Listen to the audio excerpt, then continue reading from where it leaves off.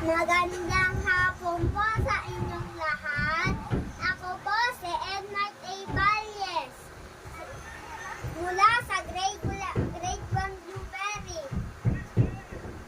Ang aking tutulain ay sa aking mga magulang.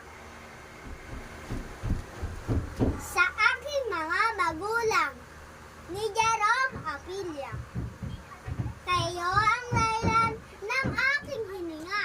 Ako ay nabuo sa inyong kalinga. Pag-ibig na wagas, totoo at dakila.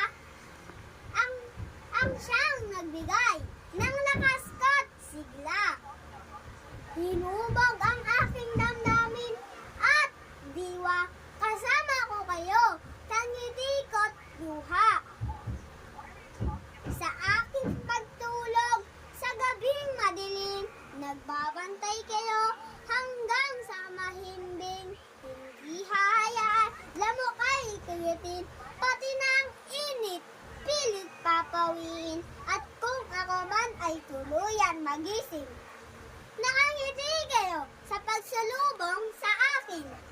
Hindi na maliit ang sakripisyo nyo, simula nung ako'y naging isang tao.